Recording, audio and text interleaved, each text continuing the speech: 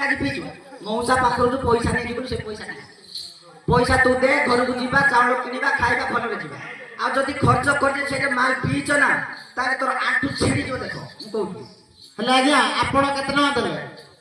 ହଁ ମୋ ପାଖରୁ ନେଲା 500 ଟଙ୍କା ଆଉ ସେଥିରୁ କେତେ ବଳିକି ଦେଖିବା କାଇଁ ନା ବଳି ଟୋଟାଲ ତ 500 ଥିବ ଦେଇଛି ମାନେ ଥିବ ନା ତମ ପାଖରେ କାଲି କହିଲ ଚାଉଳ ନାହିଁ ଚାଉଳ ରଖିଦେଲି ଆଜି ସେ ଜିରା ମସଲା ପେଷ୍ଟ ଏମିତି କରିକି ଆଉ ଯୋଉ ତମେ ଯୋଉ ପିଇକି ଆସିଲା ବେଳକୁ ମାଛ ତୁ ଧରିକି ଆଇଥିଲେ ସେଟା କିଏ ଭାଜିଦବ ତେଲ ଆଣିଛ ତେଲ ବି ରଖା ହେଇଛି ସେ ଭିତରେ ଆଣି ତୁ କାମ ଯିବୁ କହିକି ଯାଇକି ମଉସା ପ୍ରତ୍ୟେକ ଦିନ ମଉସା ଏମିତି ହଇରାଣ କରୁଛି ମଉସା ହ୍ୟାଲୋ ଝିଅ ର ବୁଝିଲ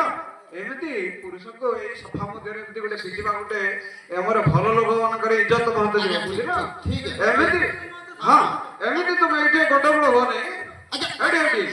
ଏଠି ତମେ ଏଠି କର୍ମ କହିଛ ମଉସା